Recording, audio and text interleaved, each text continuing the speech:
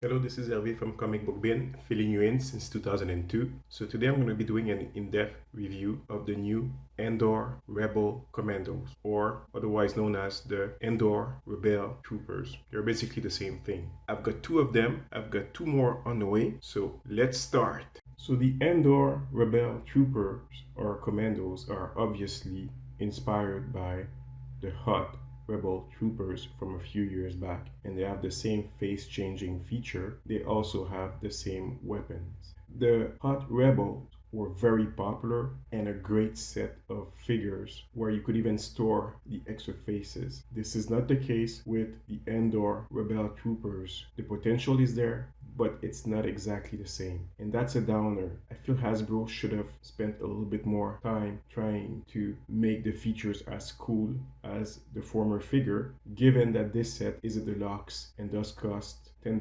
more than a regular Star Wars Black Series action figure. They know that people are going to be army building these things, and so they decided they were going to call it a deluxe with basic equipment and gear. Even a G.I. Joe Classified has way more than that for the same price. If I compare with this guy, Torpedo has much more gear for $10 less. I do understand that Hasbro does own G.I. Joe, does not own Star Wars, and has to pay licensing fees, but still. So in terms of likeness, these guys are based off the regular actors that we saw in the films. Some people say that this is Commander Max. Some people say it's not. I wouldn't be able to tell, but it's just a generic face nevertheless. As you play with those guys, you realize that Hasbro should have really made many more faces available, especially for a deluxe price. This is not a deluxe price action figure. This is a regular action figure, and what Hasbro did is not cool at all. But idiots like me, fools like you, we're all gonna be buying those anyway. I don't think they're gonna be on discount.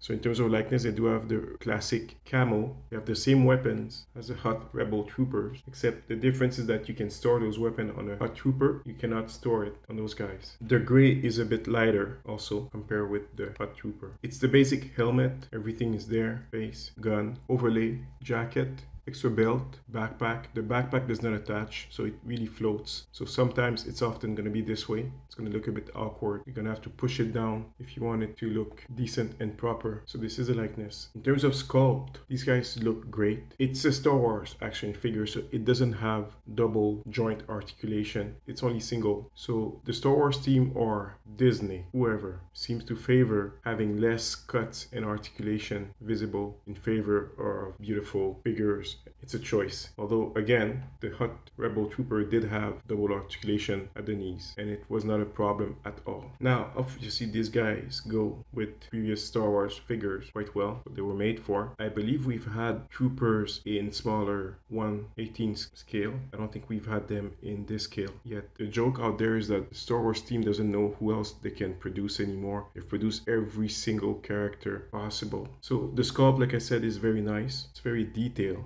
Some of the gear is actually fun. This is the kind of gear that could be reused with other action figure lines because there's no peg, hole, and peg. Might be compatible with something else, something that remains to be seen. In terms of pausing, stability is good enough. It can stand pretty well. Now let's do the articulation finally. So there is a butterfly joint, and this figure can raise its arms, but I'm very careful doing it. Feels a little bit stiff. I don't want to push too much. Almost 90 degrees. It's a single elbow articulation with a swivel included, and inside and outside wrist articulation for the left hand and the up or down for the other arm. The neck articulation is quite good. Do a lot with this thing. Up, down, side to side. It's all good. There's a ball joint at the waist so you can twist, but there is no ab crunch on those figures. I don't believe many of the Star Wars figures have ab crunch. A few of them do though. Now the hip area, which looks a bit weird like all other Star Wars figures. The cut is too narrow, so it shows the crotch a bit too much. Swivel at the thighs. You have to be careful. If you misalign them, the color won't look as good. Single knee articulation. And here's a big problem that all these figures have, is that the regular paint is gray. You can actually see the difference here in color. So if you do bend the knees, it will look awkward very quickly. That doesn't look very good. I'm not sure why they didn't use a base plastic that was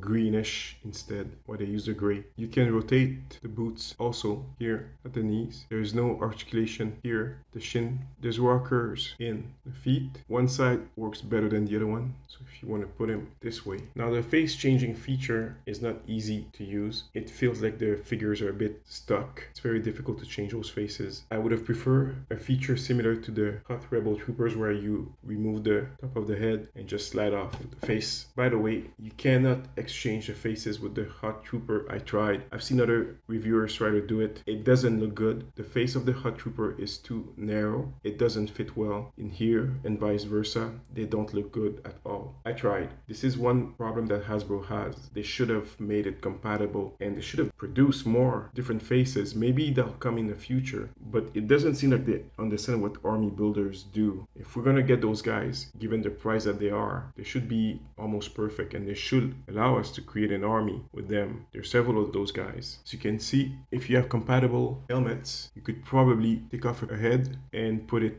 on one of those guys to create more characters. It's up to you. That's what I've got to say with these guys. I like them a lot, but they're not perfect. They could have been much better, but it seems with Hasbro that they make something like 90% good, but it's never perfect and there's always something that needs to be fixed so that then they can sell you more of those figures later on while they finally bring the touches that you've wanted. It's a bit annoying that a company keeps doing that. Why not make the product perfect from the get-go? Why not? You can't even store these in the backpack just like the Hot Trooper where you could, and you cannot store these extra weapons on the characters unless you have them hold everything at once. Again, it doesn't look very good. Do I recommend them? Well, yeah. In a sense, they're expensive only if you can afford them. They're $10 more than they should be. You have to know this. They are not perfect. They're just okay. Well, this is Hervé from Comic Book Bin, filling you in since 2002. See you next time.